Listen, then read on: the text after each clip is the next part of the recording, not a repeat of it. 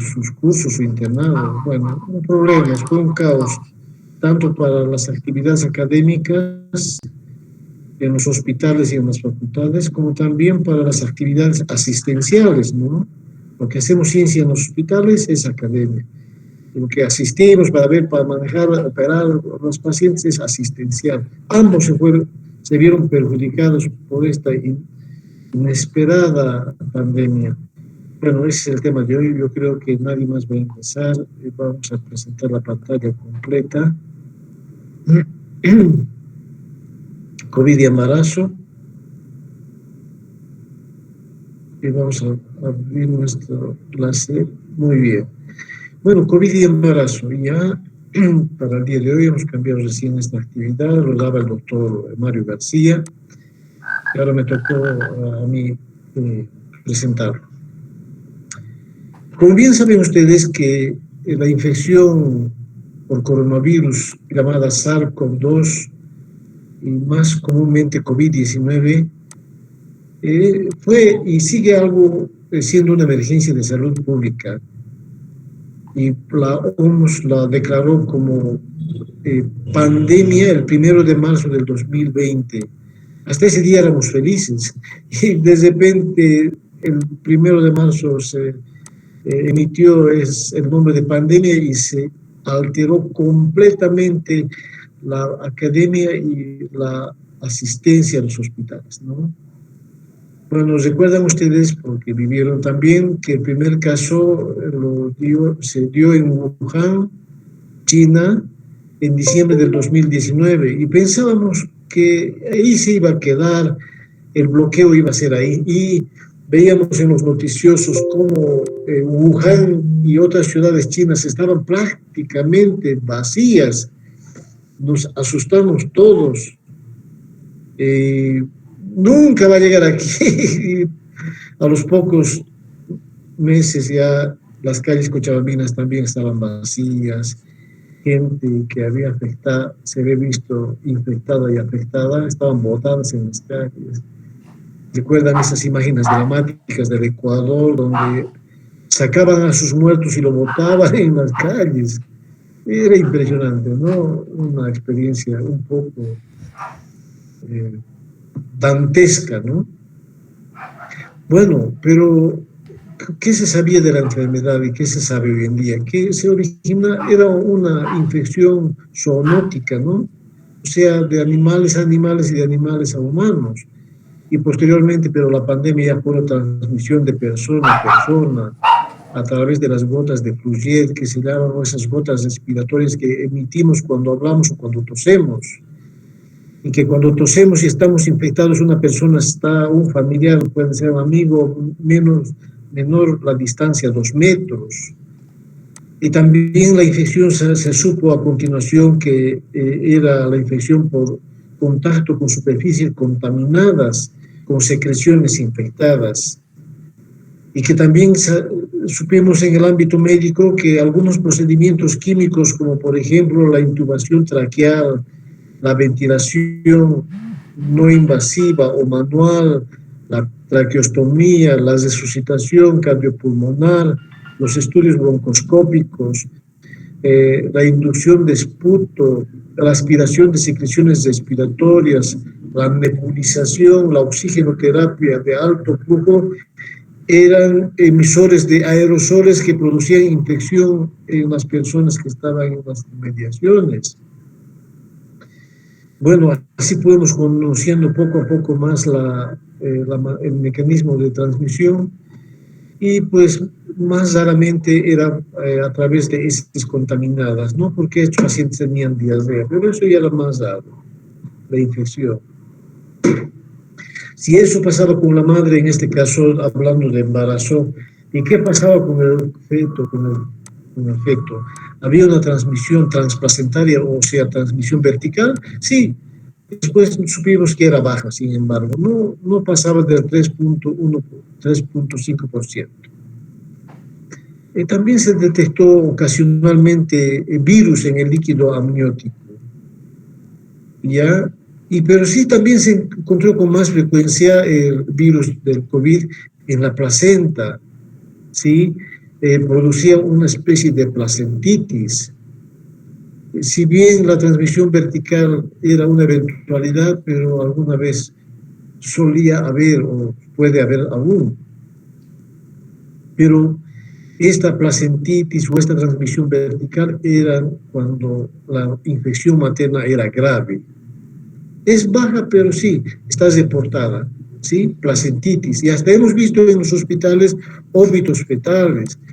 No, pero no estos óbitos en mujeres que venían al hospital con florida sintomatología, sino esas jóvenes que por ser jóvenes lograban sobreponerse a la enfermedad y como una semana anterior ya asintomáticas o con leves síntomas, 2 semanas después venían con óbito fetal.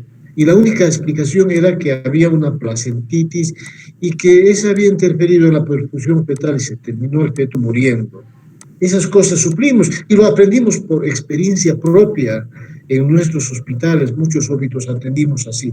Muchos óbitos, pues de repente 10, 15 óbitos en toda la pandemia. Bueno, y ojo que mi hospital no era un hospital COVID, pero venían las pacientes con COVID que ameritaban un tercer nivel, por ejemplo, desprendimiento prematuro de placenta, con COVID. Eso no lo van a manejar en segundo nivel o en primer nivel. Y no había hospital de tercer nivel para COVID. Entonces tuvimos que improvisar un área, un quirófano, un personal médico y un laboratorio para recibir a estos pacientes no siendo hospital COVID. Los hospitales COVID, Hospital del Norte, Hospital del Sur, Hospital de la Quintanilla, en fin, de Quintanilla, pero se vieron rebasados. Y no sabiendo qué hacer, por ejemplo, con 3 cesáreas previas, con eclectismo placentario, lo mandaban, les importaban a ellos.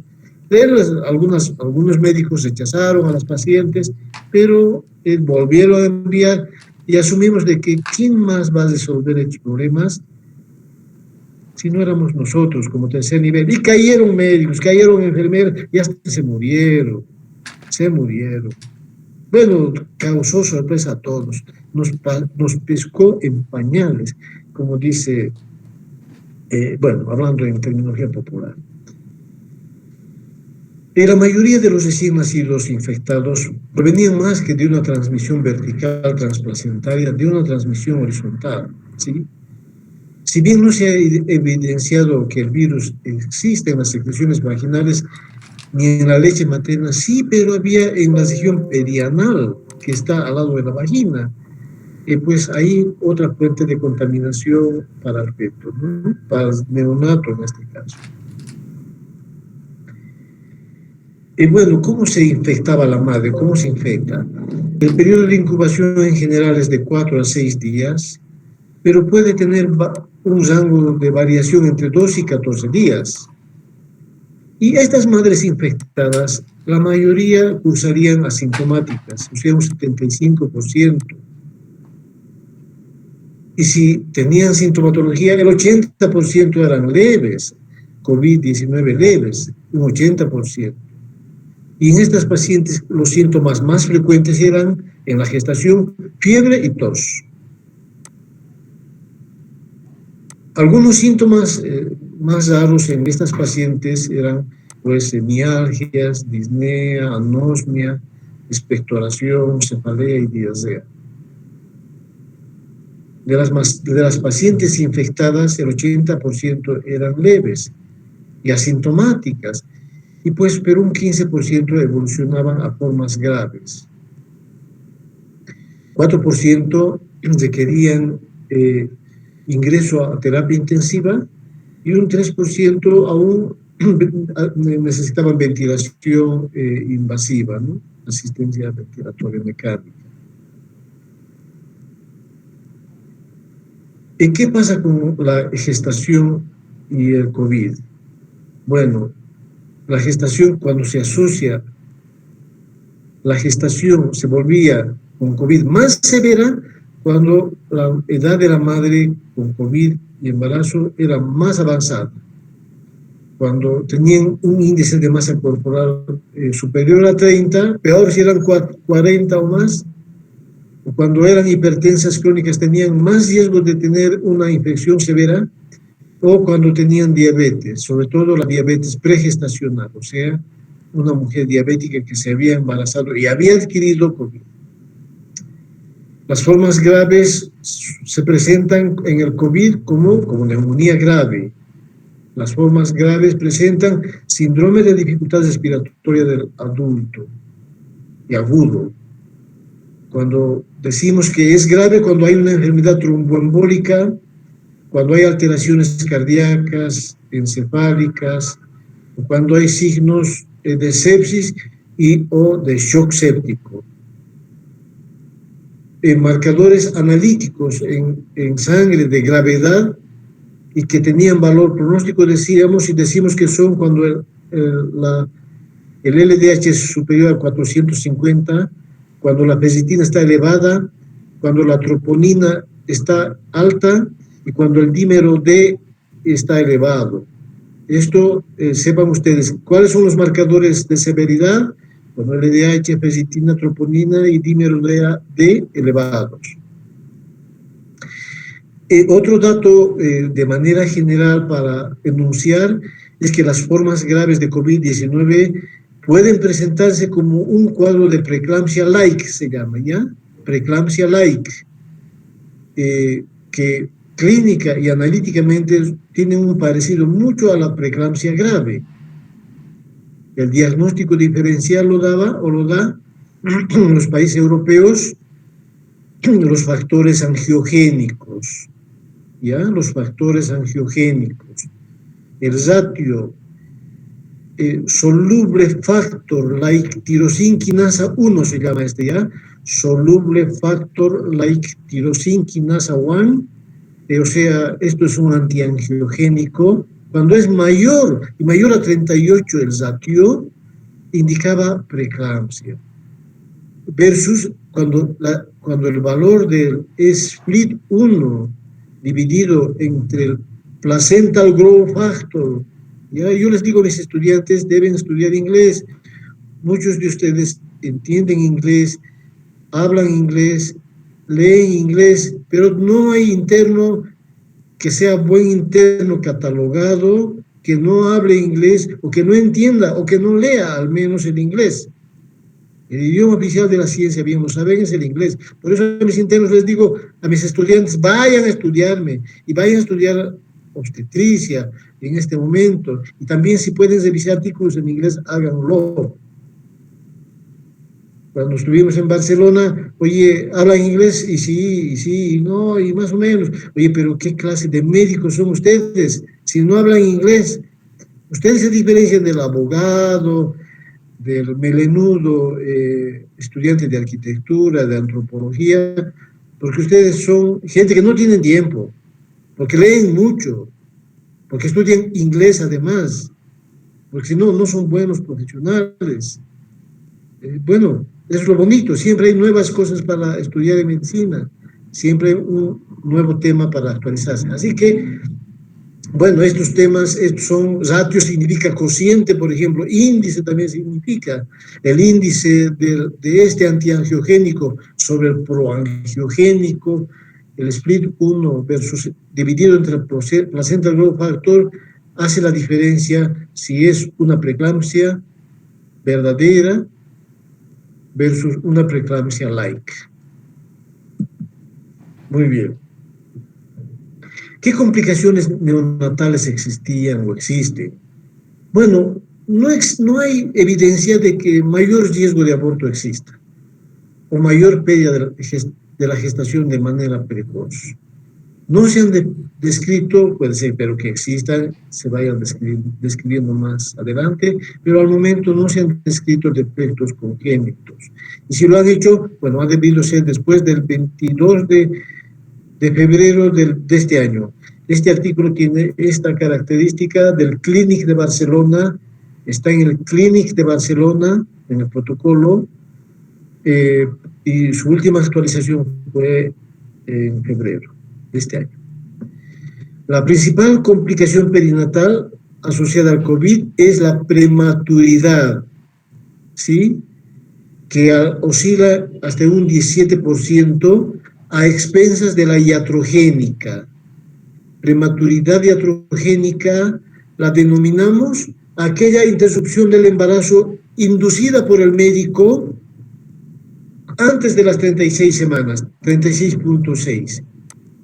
Mejor, antes de las 37 semanas, o sea, hasta 36.6. Oye, la mamá está mal, el feto está mal, interrupción del embarazo. Esa es una interrupción iatrogénica, esa es una prematuridad iatrogénica. Puede existir y existe afectación placentaria por por COVID-19 y pues la placenta tiene alteraciones anatomopatológicas y se caracteriza por ser una placenta de baja perfusión vascular tisular y también se han encontrado depósitos de fibrina entre las vellosidades placentarias, cuyas consecuencias repercuten en el feto y producen restricción de crecimiento fetal, hipoxia, acidosis y muerte fetal. En relación de los neonatos de madres con COVID-19, el 25% pueden ingresar en la unidad de cuidados intensivos neonatales, ya sea porque tienen afectación por transmisión horizontal o porque pues restricción de crecimiento o por prematurez simplemente. 50% de los neonatos presentan un cuadro similar al de los adultos, tanto en clínica como en el laboratorio. ¿Ya? Pero estos bebés tienen mejores resultados que sus mamás. ¿Cómo realizamos el diagnóstico de la infección en la gestación? Pues para el diagnóstico laboratorial, más allá de la clínica, tenemos pruebas genéticas, pruebas antigénicas, y pruebas de anticuerpos. El gol estándar está en las pruebas genéticas, ¿sí? El PCR es el gol estándar. Y este PCR se obtiene la muestra con un hisopado nasofaringeo profundo y se lo diluye en un solvente que busca partículas del RNA del virus y si no se encuentra, pues es positivo. Tiene una sensibilidad alta del 95% con una especificidad del 100%.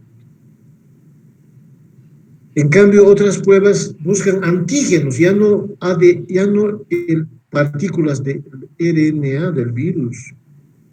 PCR significa reacción en cadena de la polimerasa. Este PCR, hay otro PCR que vamos a hablar que es otra cosa, pero este PCR significa reacción en cadena de la polimerasa que al encontrar partículas del RNA viral, los fotocopias, si va la expresión, y saca muchas fotocopias, entonces sí, detecta la máquina, el lector, que hay sí partículas de RNA del virus y nada más que de este virus. Por eso es el gol estándar. Otras pruebas, como las antigénicas, no buscan el RNA del virus, sino antígenos virales de la cápsula propiamente, como la proteína M o las unidades S1 o S2 de las proteínas. ¿No ve que tiene como espinitos el coronavirus? Bueno, de esas proteínas buscan algunas partículas, pero de la cápsula. Tiene buena sensibilidad, bueno, entre las más bajas, sin embargo, el 60%. La prueba de detección de anticuerpos toma su tiempo y las IgGs y las IgM son detectadas. Detectan la presencia de anticuerpos IgM o IgG, para COVID, en sangre, en suero o en plasma. Tiene buena sensibilidad aceptable del 88%.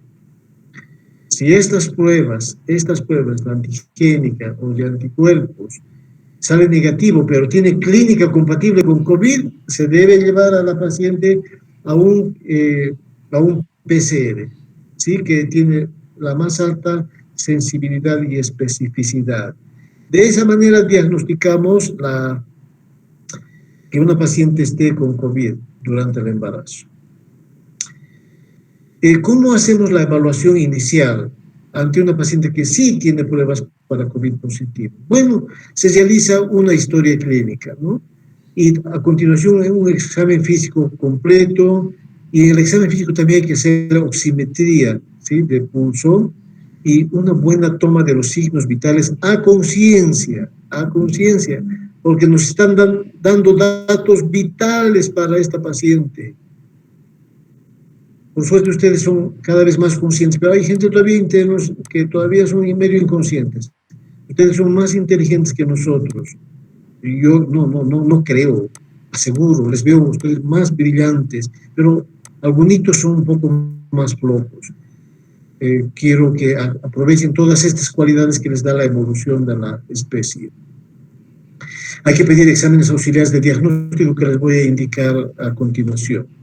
Con todo esto hacemos una valoración inicial y decimos que estamos con alerta obstétrica cuando el feto tiene disminución de sus movimientos. Cuando hay disminución de los movimientos fetales, que como que es, oye, alerta, alarma.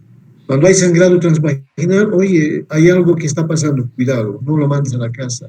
Si tiene cefalea intensa y persistente, ojo, que está complicado y debe internarse la paciente. Tinnitus si tiene ruptura prematura de membranas, si ve luces, estrellas, debemos saber que estamos con una cosa que nos debe poner en alerta. Cuando tiene contracciones uterinas dolorosas y frecuentes, sí está en trabajo de parto, o por lo menos en fase latente del trabajo de parto. Si tiene edema súbito importante en extremidades inferiores, ojo que puede ser una preeclampsia. Y hay que obviamente decir que es de alerta, de alarma cuando la hipertensión, o 140/90 o más, presenta a la paciente. Todas estas cositas que estamos describiendo acá, hacemos en la evaluación inicial. Estos signos, estos síntomas y pues más los auxiliares de laboratorio con una paciente embarazada y COVID positivo. Bueno, nuevamente hay que hacer una historia clínica, un examen físico, los signos vitales son importantes, hay que pedir un perfil metabólico, DHL o LDH, ferritinas, coagulograma, dímero D, fibrinógeno, si hay fiebre, un examen general de orina, un hemocultivo, una placa de tórax, y si tenemos sospecha de que la paciente está grave, además pedir troponina, proteína C reactiva, este es el otro PCR, ¿ya? PCR, ya no es reacción en cadena de la polimerasa, proteína C reactiva, que es un marcador inflamatorio, bien lo saben ustedes.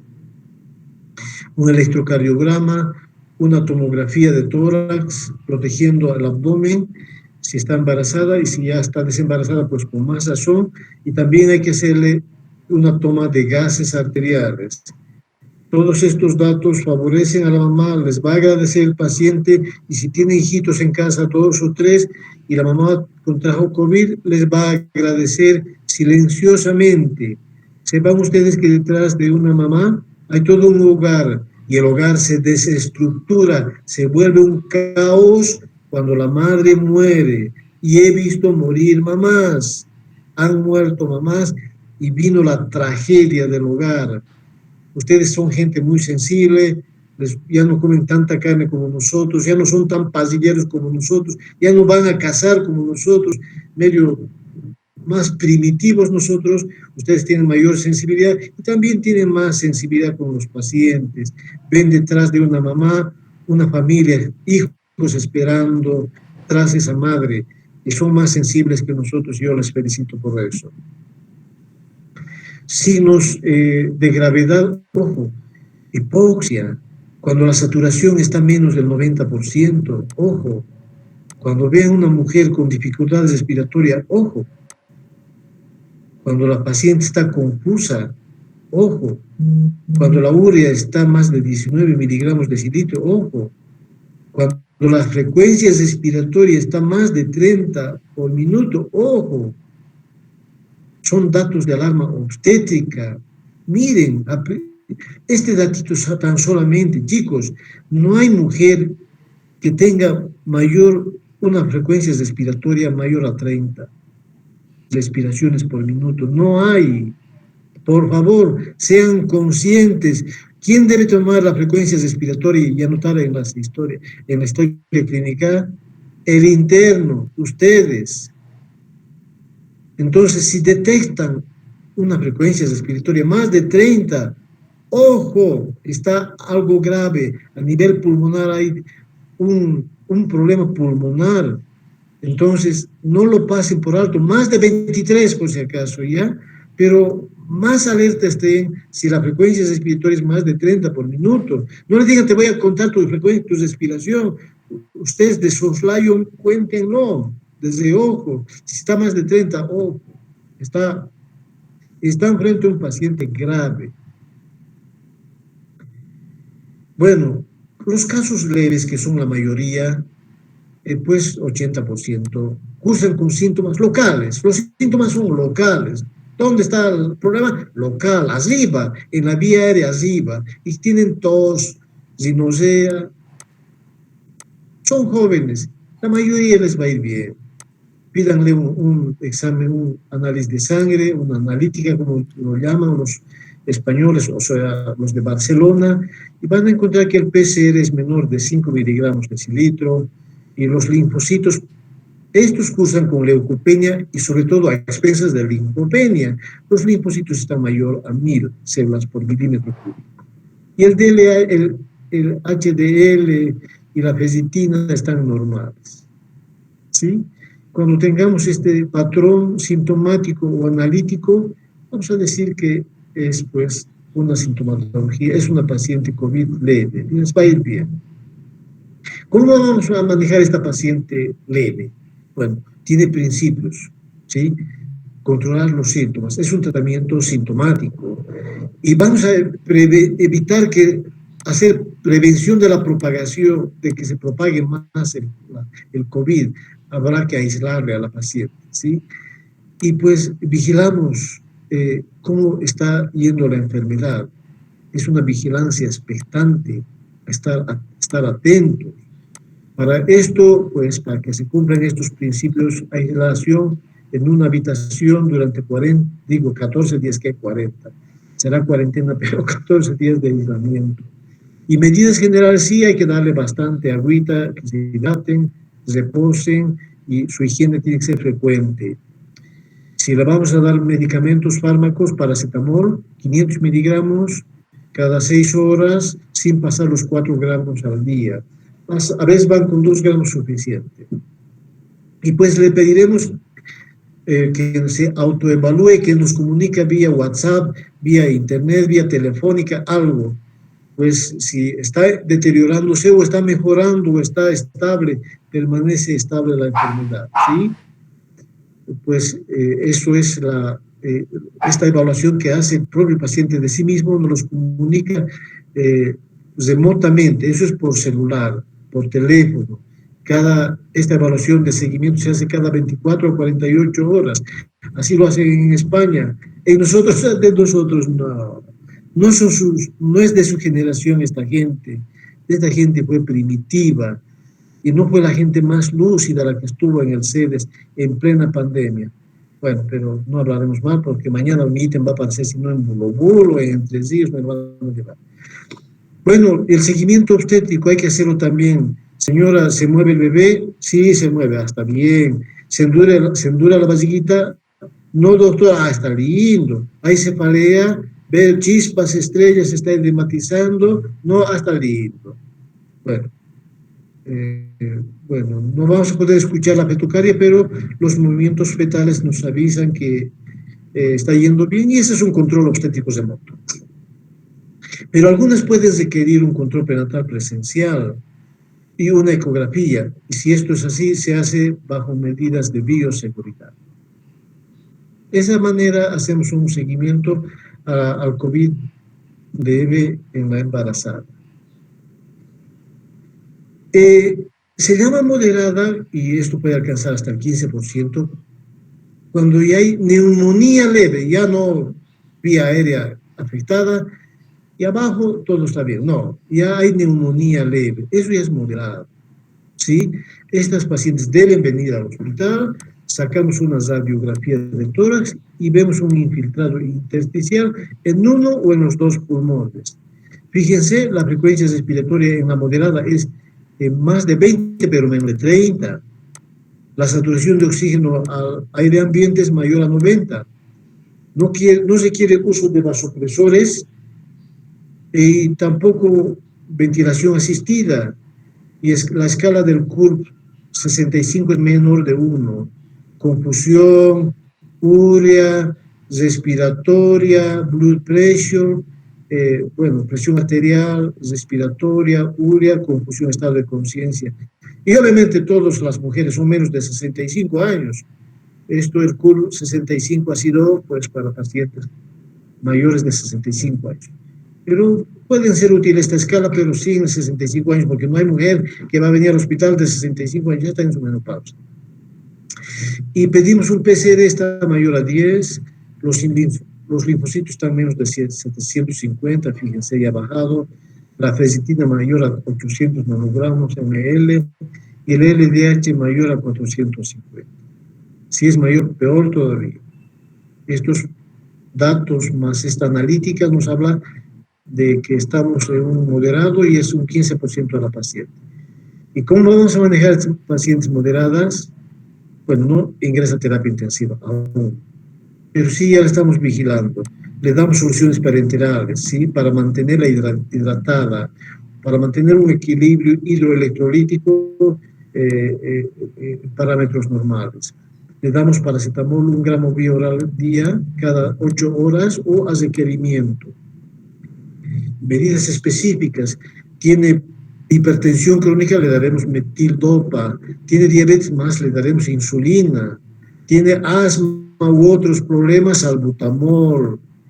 Si hay anemia ferropénica, le daremos hierro. O sea, hacemos un manejo farmacológico acorde a su enfermedad de base. Y sí pueden requerir estas pacientes antivirales. Y el antiviral, hoy por hoy aceptado, es el remdesivir, de 200 miligramos en 24 horas el primer día, y el segundo, tercer, hasta 5 días hacemos con remdesivir con 100 miligramos por 5 días. Esto cuando sucede le damos el manejo al neumólogo, por si acaso, ¿ya? Y pues puede haber una infección bacteriana complementaria, secundaria, y pues se le da cefotaxima, ceftriaxona o doxiciclina. Estos fármacos tenemos que ir a los hospitales. Y si vemos pues, que tiene riesgo de trombosis, pues le damos heparina de bajo peso molecular a dosis profilácticas por 30 días. Muchas madres han muerto porque han presentado trombosis, ¿no? Y sobre todo cuando han habido embolias a pulmones ha sido peor. La heparina de bajo peso molecular se llama enoxaparina, Clexane, y pues dosis profilácticas son 40 miligramos día, cuando el peso de la mayoría de las mamás está entre 50 y 90. Menos de 50, bueno, ya la vez hemos visto 20 y más de 90, 40 cada 12 horas habría que dar. Y si ya vemos que existe coagulación, digo, trombosis sí, los dímeros D están subiendo, entonces ya no usamos dosis profilácticas, sino dosis terapéuticas. Y la dosis terapéutica se usa 1 miligramo kilo peso cada 12 horas. Bueno. Neumonía grave, pues la saturación de oxígeno es menos del 90, la frecuencia respiratoria es más de 30, y esta paciente sí necesita vasopresores. Tiene distrés respiratorio, y pues por eso vemos que tiene disnea, tiraje intercostal, usa músculos accesorios respiratorios, y en la radiografía vemos infiltrados bilaterales, ¿no? Eso, entonces le calificamos como distrés respiratorio, o tiene datos de sepsis, con un Q-SOFA igual o mayor a 2. Cuando estos ya presentan, ameritan internación, manejo intrahospitalario, y probablemente si no es en cuidados intensivos, en cuidados intermedios, ¿sí? Q-SOFA, ¿qué significa? Un SOFA rápido, ¿no? Quick. un SOFA rápido. Esto es un análisis laboratorial. Muy bien, el Q-SOFA, ¿cómo se identifica, cómo se determina el Q-SOFA? Esto tienen que saber de memoria. ¿Cuáles son los parámetros del Q-SOFA? La presión sistólica menor a 100, la frecuencia respiratoria mayor a 22 y el Glasgow menor a 15. Cuando está esto alterado, como que pues si tiene positivo, tiene una presión sistólica de 90, tiene una frecuencia respiratoria de 30, de 28, 2/3 significa grave, esa paciente amerita internación, esta paciente amerita un SOFA. ¿Y qué es esto? Un Q-SOFA, un SOFA rápido. Cuando es positivo 2/3 o 3/3, necesita un SOFA.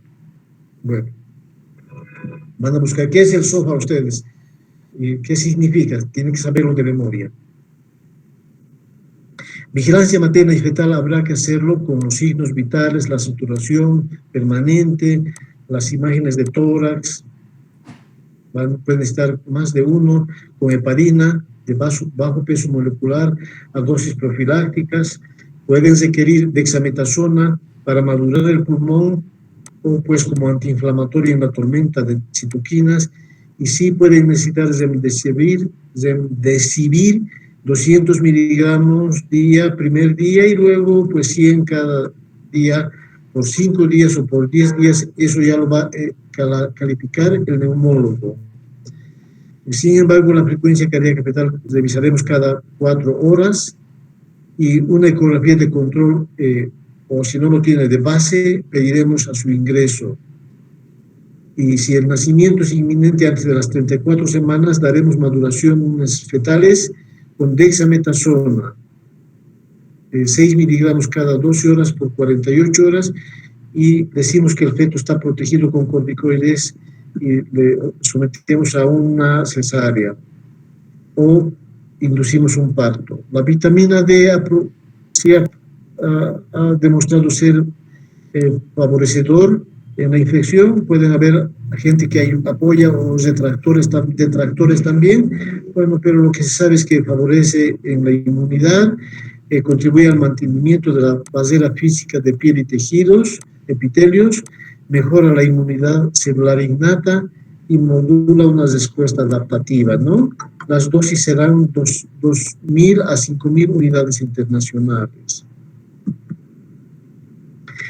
¿Cuándo vamos a dar de alta a estos pacientes? Pues cuando vean los criterios clínicos de estabilidad, o sea, ya no hace fiebre, sino 37,3 o menos, ¿sí? La frecuencia respiratoria es menos de 22, la frecuencia cardíaca es menos de 100 por minuto, la presión sistólica es mayor a 92, mejor si es mayor a 100, la saturación de oxígeno basal es mayor a 94%, no tiene alterada la conciencia. Entonces sí, hecho un criterio de que está estable, y además si el último laboratorio indica un recuento linfocitario normal, y un PCR, una ferritina, un LDH están normales o están ascendiendo. Están descendiendo en este caso porque estaban altos, ¿sí? Este es el paciente, ok, todo lindo, alta. Hemos visto salir pacientes de terapia intensiva incluso. Transmisión vertical nuevamente, chicos, existe poca evidencia de posibilidad de transmisión, no pasa del 3,5%. Sin embargo, se considera un riesgo de transmisión bajo, con una incidencia del 0,9%, pero no más del 3,5%. Sobre todo cuando la carga viral es alta en la madre. Pero sí puede haber infección perinatal, ¿sí? Sobre todo cuando el feto, no se olviden que al salir el feto del parto, la mamá defeca, ¿sí? Está saliendo la mamá y la ampolla rectal está con heces fecales de feca. Tienen que acostumbrarse a esos chicos, no vienen a tener náuseas, vómitos. Entonces ahí puede contaminarse el feto, se puede infectar. Bueno, pero que se infecte ya es otra cosa, sí, puede contaminarse. ¿Le damos parto o cesárea? Si hay condiciones para el parto, parto. Si viene con 6 expulsivo, o en expulsivo, pues vaya al parto, ¿sí? Y si le vamos a dar parto, que se llama hacer analgesia de parto oportunamente, que no presente más dolor y que no se estrese más. En su momento, si hay indicaciones obstétricas, se hará una operación cesárea con todos, siempre ambos, con medidas de bioseguridad. El parto, pues se lo atiende cuando está en condiciones, se hace un monitoreo continuo en una sala de partos especialmente preparadas para COVID. No vamos a atender en parto, en la sala de partos común, y salió el COVID y va a entrar otra paciente normal. Obviamente tiene una sala de partos especial, ¿sí? Un monitoreo cardiotocográfico continuo, y si hay alteraciones en el registro cardiotocográfico, va a la cesárea. Hay que controlar la temperatura en el trabajo del parto, la frecuencia respiratoria, la saturación de oxígeno. Hay que minimizar los tactos vaginales, ¿sí? Lo más mínimo posible, y no se realizan amniotomías hasta que la cabeza esté en tercer, cuarto plano. Considerar una abreviación del expulsivo. Los pujos sepan que pueden verse dificultados porque la paciente tiene mascarilla, ¿sí? El barbijo que lo llamamos, y a veces tienen una mascarilla por delante de plástico, bueno, ese que se llama, ese cobertor de las conjuntivas, puede dificultarlo. Fíjense, puede haber problemas en el parto, pero debemos darle oxígeno suplementario, pero eso es un factor de riesgo también, porque mayor aerosoles producen. Es complicado, realmente nos tocó en pañales. Los CDCs de los gringos vieron en grandes estudios estas complicaciones maternas y neonatales. Pues los resultados maternos evolucionan peor que las no gestantes, ¿ya? Más admisiones de gestantes que no gestantes, porque están embarazadas, existen en cuidados intensivos. Requieren ventilación mecánica también más frecuentemente las gestantes con COVID versus las no gestantes. Y si el COVID se presenta, es más frecuente que se complique y que esté con peores resultados maternos y perinatales en tercer trimestre, ¿sí? Más allá de las 28 semanas. Y como decíamos, hay una alta tasa de prematuridad.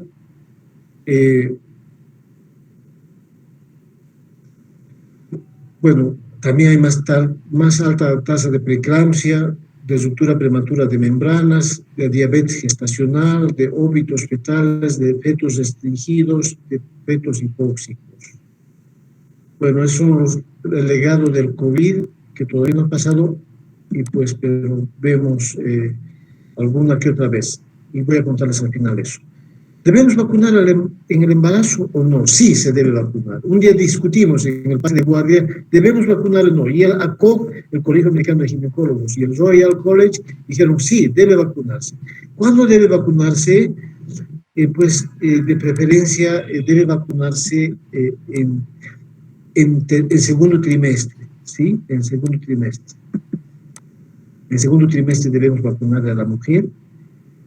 Y si no hay otra y vemos que tiene factores de riesgo, déle en primer trimestre, délo en tercer trimestre, debe vacunarse, de preferencia en segundo trimestre.